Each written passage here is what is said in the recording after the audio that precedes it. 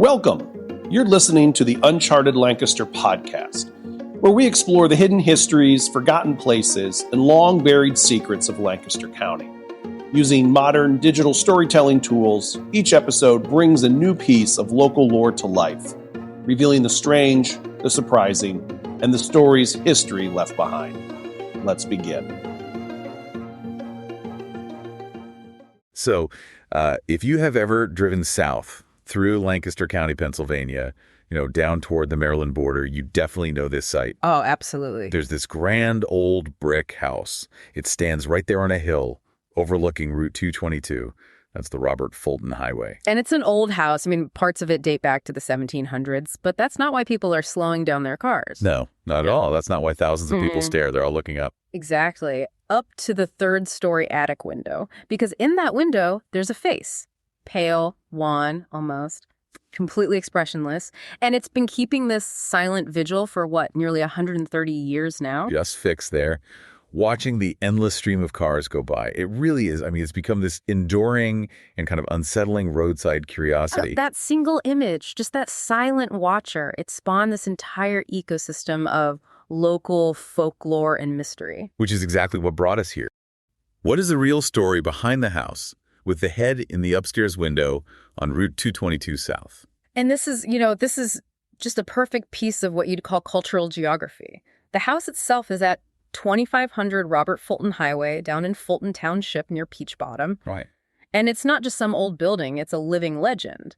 So our mission today is really to excavate the truth from underneath all these layers of myth. So we're going to dive into the chilling legends, the ghosts, the curses, the Civil War heartbreak, all of it. But then we're going to commit to revealing the documented historical truth. And here's the promise for this deep dive. The truth, well, it's far less dramatic than the legends would have you believe. Oh, much less. But it's also profoundly fascinating in its own way. It anchors this head to a really specific and kind of bizarre chapter of Victorian history that involves pseudoscience. So we're going to trace the transformation of this humble plaster object from a classroom teaching aid to a cursed local artifact, and then finally into one of the most celebrated and talked about pieces of shared cultural memory in all of Lancaster County. Okay, let's start with that shared experience, because the sources we have, they don't just describe this as an oddity. They call it a local rite. It's absolutely a ritual. If you're from Lancaster, if you're a native Lancastrian, you know this drive. And you know the ritual. Totally. You can just picture the scenario, right? You're in the car, maybe heading south on a family trip. Right, down toward the Susquehanna or the Chesapeake Bay. Exactly. And that's the moment when people, generation after generation, they turn to the kids in the back seat and they tell the story of the face. It's cultural transmission happening right there in the car. It is. You slow down. Maybe it's just instinct at this point. You crane your neck and you scan that third floor window of the old brick house. And that moment you spot it, that pale silhouette, it connects you. It does. It connects you to everyone who has ever made that drive before you. It's like a shared secret, a collective landmark. Or like a game of I Spy that always ends with this little hint of the uncanny. Right. It's moved way beyond just a simple ghost story. It's become this established, almost required pause in the journey.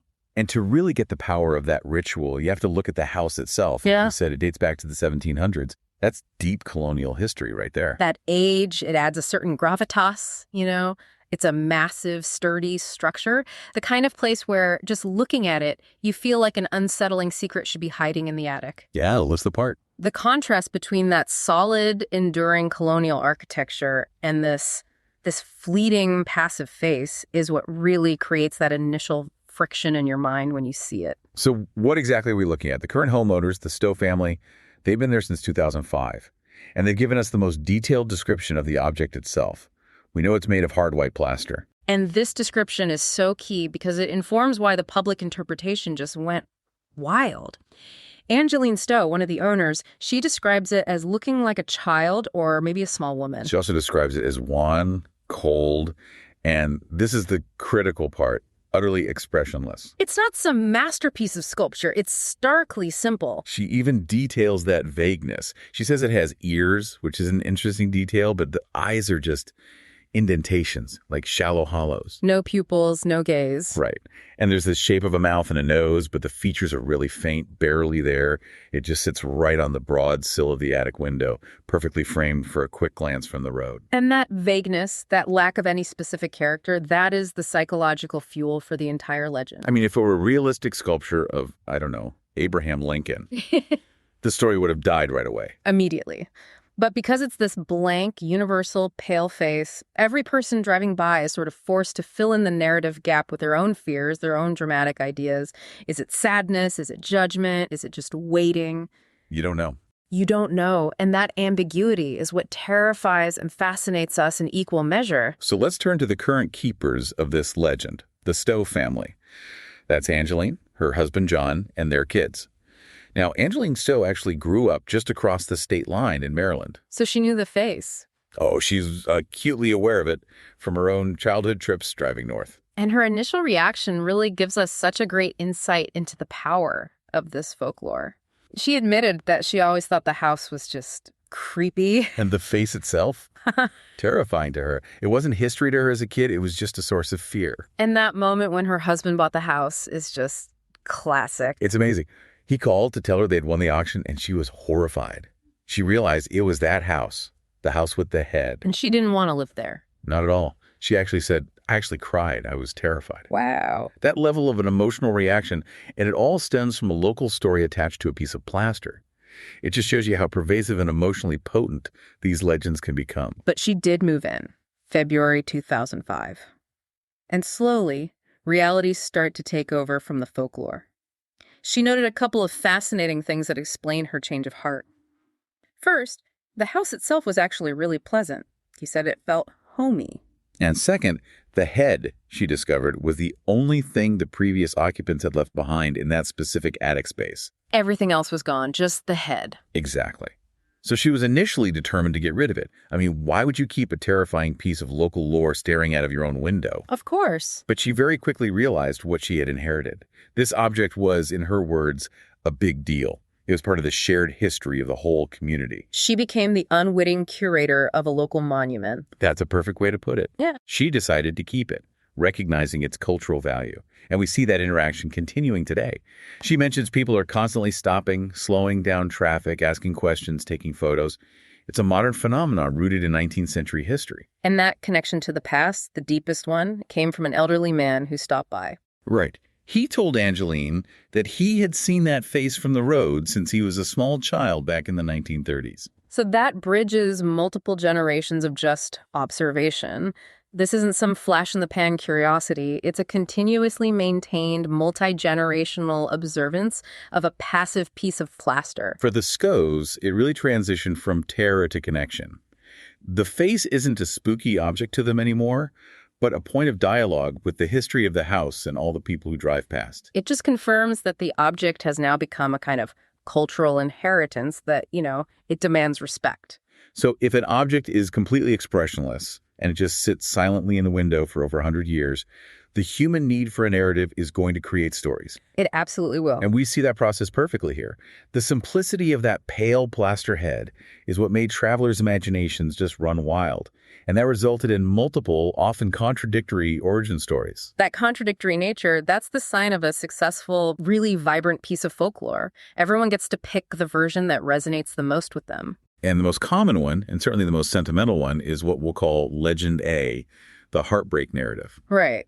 This is the one that is steeped in, the defining trauma of the mid-19th century in America. Civil War. The Civil War. The common telling involves a young wife or maybe a grieving mother whose husband or son marched off to join the Union Army, and he was tragically killed on a battlefield somewhere in Virginia. And the climax of this version, it hinges completely on this idea of eternal tragic fidelity. The woman, she refuses to accept his death, and she spends the rest of her life fixed at that attic window, staring fruitlessly toward the south, just waiting for a man who is never going to return. This legend resonates so profoundly in Lancaster County because of its geography. It's a border area. The trauma of the Civil War was immediate, and it was personal for people there. So many men left for the conflict, and a lot of them never came back. So this story, it provides a highly emotional, universally relatable, and just beautifully tragic explanation for that silent vigil. And, of course, for a legend like this to survive, it has to transcend reality. Of course. The ghostly element seals the deal. Her restless spirit, trapped by the intensity of her sorrow and her refusal to accept the facts, is said to remain there, forever gazing out that window. It transforms a simple, static object into a symbol of eternal, hopeless love. But the human imagination isn't just limited to heartbreak. That same object inspires much darker interpretations, stories that focus on control, malice, even vengeance. And this brings us to Legend B, the darker narratives. The first of these darker tales, and maybe the most historically charged given the location, is what we can call the slavery angle. Or the surveillance angle. Exactly. This version claims that a 19th century slave owner living right there near the border placed the head in the window, and the intention was very specific. It was meant to act as a constant, silent reminder to enslaved or indentured workers that they were always being watched, perpetually monitored. That's a dramatic pivot, isn't it? The face goes from a symbol of love and fidelity to one of pure menace. So why would a narrative like that take hold in Lancaster? I mean, Pennsylvania was a free state. It was. But this area, being so close to the Maryland border, it had really complex historical dynamics. You had the Underground Railroad running through there. You had constant border tensions. So the proximity to the South meant there was this persistent cultural memory, or at least a pervasive fear, of the kind of surveillance and control mechanisms that were inherent in the 19th century Southern system. Exactly. And so the passive, expressionless plaster face becomes a terrifying tool of systemic oppression in this version. It represents a fixed, uncaring authority that is always looking down on you. Then you have the more sensational narratives, the ones often tied to personal betrayal, like the story of the scorned lover or the death mask. Right. This tale suggests a jealous wife created a death mask of herself to forever haunt and torment her philandering or unfaithful husband. This one has the highest dramatic stakes. But it's not just some local gossip. Yeah. This version, this story of spiteful vengeance, it was actually given national credibility. It was. The sources point specifically to the July 1938 issue of National Geographic. They published a piece called "The Face on Carter's Hill."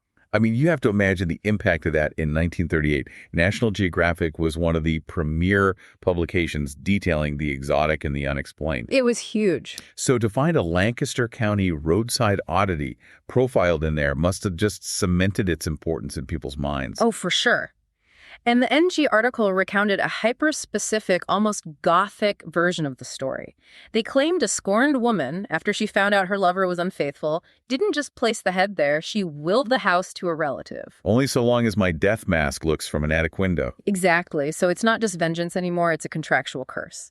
The very title bead of the house is being held hostage by this plaster face. And the narrative just keeps escalating. Dramatically. Because the story concludes with her committing suicide. She supposedly hanged herself in the house. So that elevates the head from a simple surveillance tool or a mournful memorial to this binding legal and spiritual element. Mm-hmm. The house can only be owned if the mask remains. It's just this contrast between the narratives is so telling. If the historical reality was common knowledge, that it was just a simple classroom prop, it wouldn't survive. But because the face is a blank canvas, we project this immense psychological weight onto it. We prefer the high-stakes drama, the curse, the suicide, the eternal vigil over anything less complex. Why settle for a simple explanation when you can have a full-blown Gothic tragedy? It speaks to that human desire for narrative resonance. The simple, pale plaster head is a magnet for our cultural anxieties. The fear of loss from the Civil War, the fear of control from the surveillance story, and the fear of betrayal from the scorned lover. And all of this speculation existed long before the real story began to surface, which means we have to pivot now. From the compelling emotional drama of the legends to the specific historical evidence. So we've heard the ghosts, the high drama, the contractual curses. They're all emotionally compelling, but they do rely entirely on speculation. Right. So now let's pivot and commit to finding the documented historical facts. And it begins not with a restless spirit, but with an academic named Professor Henry Carter. This is the core of our deep dive. The current homeowner, Angeline Stowe, she heard the official story from the lawyer who handled the purchase of the house. And she admitted her first reaction was disappointment. She said, I was like, are you kidding me? Right. She was hoping for a ghost, but what she got was Professor Henry Carter, who owned the house in the late 1800s and died in 1896. And Professor Carter was not an infantryman, not a slave owner, and not a philandering husband. He was a teacher, a scholar, And most importantly, he was a practitioner of a very specific and now debunked methodology that was hugely influential at the time. Phrenology. Phrenology. And that is the pivotal discovery. That's what anchors the face to a verifiable historical context. It's not a death mask, it's not a memorial, it's a specialized 19th century educational tool. So to understand why it was in the window, we have to really understand what phrenology was and why Professor Carter thought it was important enough to teach. Okay, let's unpack this thoroughly because for a modern audience, it sounds completely absurd. It really does. But back in the 19th century, it was considered a respected, even a revolutionary field of study. So where did it start? We can trace the roots back to the late 18th century with a man named Franz Joseph Gall. And phrenology's central idea was actually radical for its time, that the brain is the organ of the mind, and that distinct regions of the brain, which they called organs, were responsible for specific innate mental faculties, intellectual traits, and moral characteristics. Okay, so the core belief was localization, that specific areas of the brain have specific functions, which, that part is true. That part is true, but here's where they went wrong. The giant leap. The giant leap. They decided that the size and shape of these organs of the mind would be reflected in the topography of the skull on top of them. So if you had a particularly large organ of benevolence, for example, it would supposedly push the bone out above it, creating a measurable bump.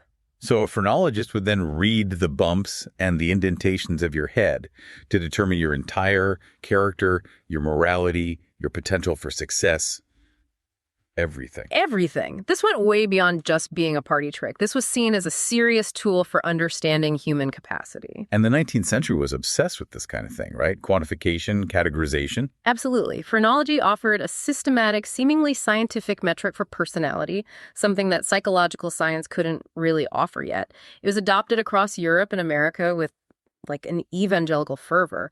Phrenologists would map the skull into dozens of different categories. Can you give us some examples of these specific organs they were mapping? It sounds incredibly specific.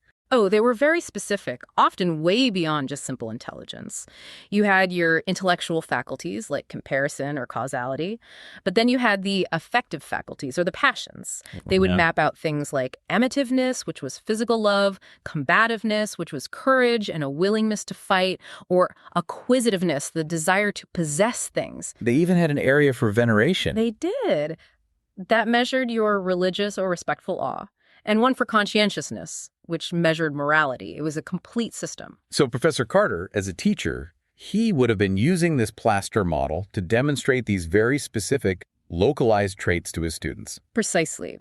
The pale plaster head in the window, the one described as having only faint features and indentations for eyes, it's not a finished work of art or a portrait. It is a mass-produced teaching model. Designed to show students the cranial structure and where all these different organs were supposed to reside. It was an object of intellectual pursuit, not mourning. And the fact that the head is expressionless makes perfect sense in that context. It's a generic template for cranial mapping, not an attempt to capture an individual's emotion. Exactly. The expressionlessness ensures universality. It allows the student to focus only on the contours of the skull, the bumps that supposedly indicate a character, without being distracted by the subject's personality.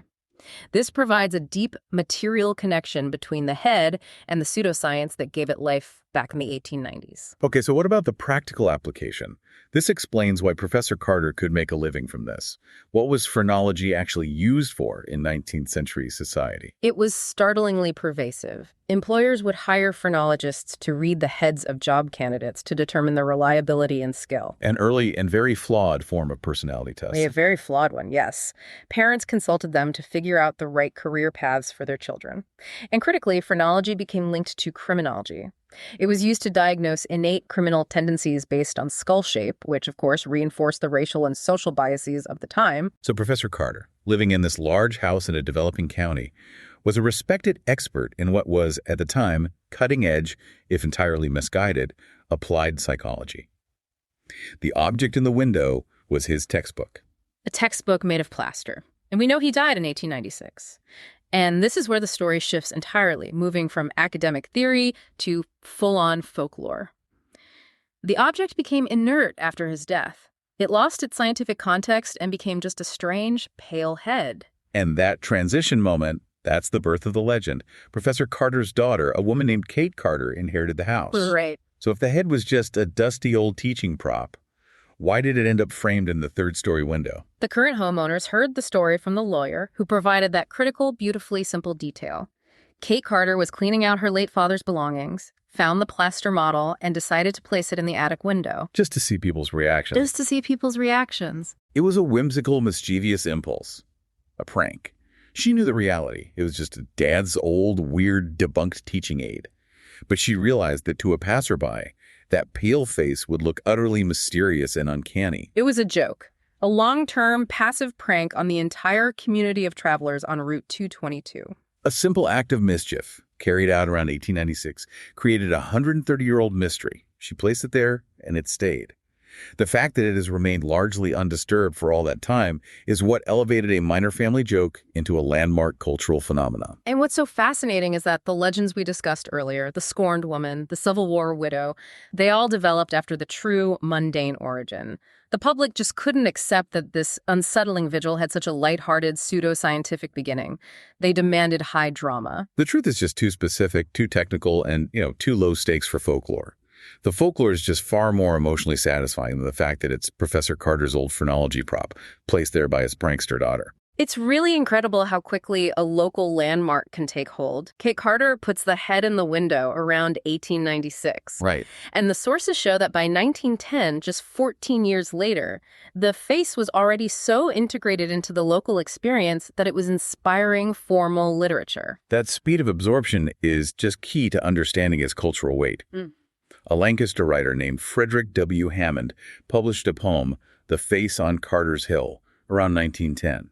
And that poem immediately validates the phenomenon as a shared public experience. And the text of the poem, it doesn't focus on solving a mystery. It focuses on the ritual of the encounter. Exactly. Hammond writes, walking up the hill to town.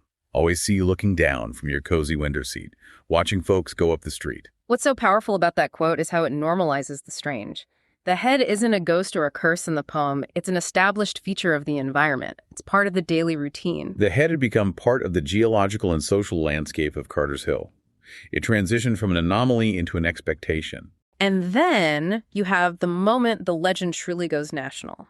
That July 1938 issue of National Geographic. Why was this local oddity featured in a major national magazine during that specific era? You have to look at the context of the Great Depression.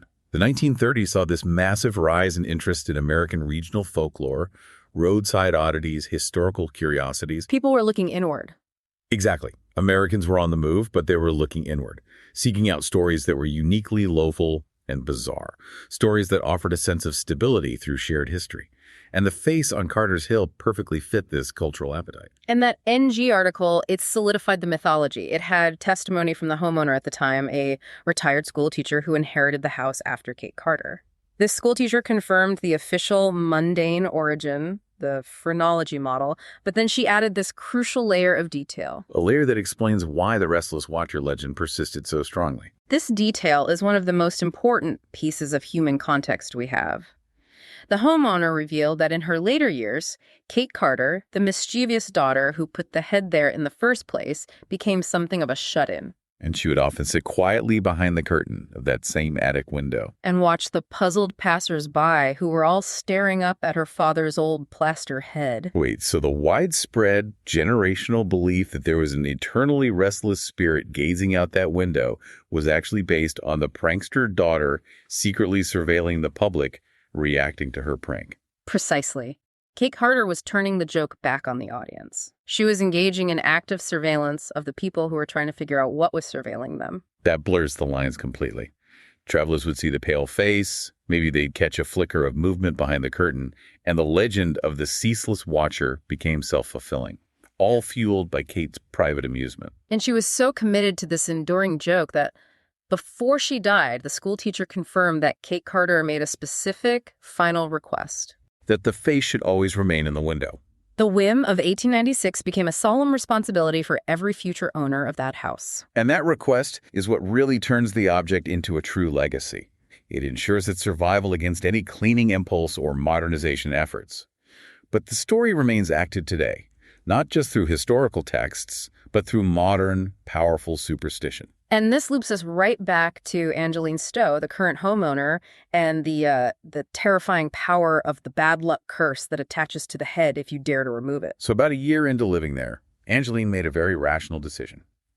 If they had to host a head, why not make it an attractive one? Makes sense. She decided to replace the wan, expressionless plaster head with a pretty mannequin head from a cosmetology store. And she was 9 months pregnant at the time. A completely sensible aesthetic upgrade, but the legend, as you said, does not tolerate aesthetic changes. Not at all. What happened next convinced Angeline that the head actively harbors resentment. She describes hearing this massive, earth-shaking commotion outside while she was getting ready for work.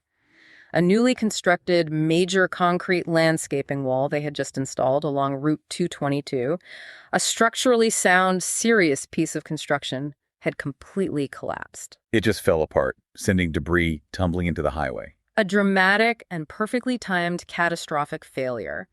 Firefighters had to swarm the scene immediately to clear the debris and get traffic moving again. And Angeline took one look at the chaos, connected the dots between removing the original head and the physical destruction of their property, and she made an instant reversal. She rushed inside, got the original phrenology model out of storage, and put it right back on its attic perch. Her words are so telling. She said, "I got rid of the mannequin head. I didn't want our head to be jealous." And that demonstrates the ultimate power of folklore, doesn't it? Even for a modern, rational homeowner who knows the truth that it's a prop placed by a prankster, the weight of local history combined with a sudden, expensive disaster is enough to override skepticism. She actively adheres to the curse now, believing the head resents being replaced. And that resentment has, over time, transformed into a sense of protective oversight for the Stowes.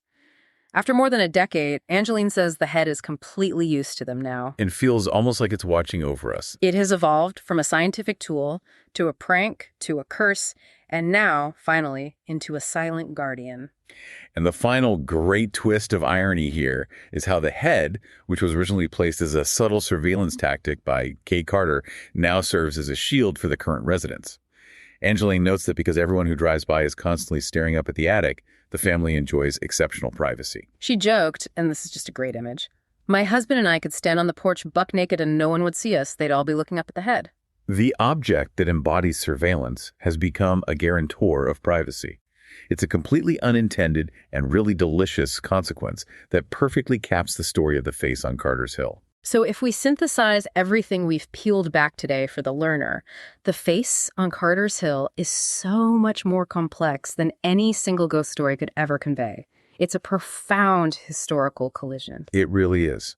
We started with Victorian pseudoscience professor Henry Carter's phrenology model, a teaching tool from a time that was obsessed with quantifying character. And that academic tool was then transformed by his daughter Kate into a long-running, decades-long prank, which was then sustained by her specific final wish. And this simple plaster template was immediately saturated with local folklore. You have the romantic tragedy of the Civil War widow, the fear inherent in the surveillance story, and the gothic drama of the scorned woman's curse. And then media attention, especially that 1938 National Geographic feature, elevated it to national prominence. And modern superstition, like that collapsed wall, continues to enforce its permanent residency. It's transformed from a scientific artifact into a shared cultural memory. It's a living monument whose only real purpose now is to generate stories and provide a sense of place for travelers. The head itself is just plaster, but the narratives that have been woven around it are indelible. And the documentation makes it pretty clear that the face will still be there, fixed in its silent vigil, just as it always has. But here's the final provocative thought we want to leave with you. We uncovered the specific, fascinating truth. The phrenology model placed by a mischievous daughter who then secretly watched the watchers. And yet, human nature seems to instinctively prefer the high drama. We cherish the ghost story of Civil War heartbreak, or the tale of the scorned woman who hanged herself to ensure her curse remains.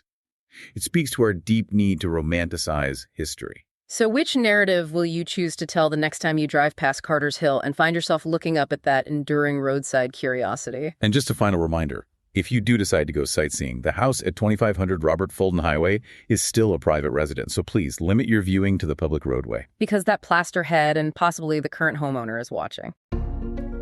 Thanks for listening to this week's episode of the Uncharted Lancaster podcast. If you enjoyed the episode, be sure to subscribe and leave a rating or review wherever you listen. It really helps more people discover the show. For more fascinating local history, visit unchartedlancaster.com. And if you'd like to go deeper, check out one of Adam Zern's books at unchartedlancaster.com/books. Until next time, keep exploring.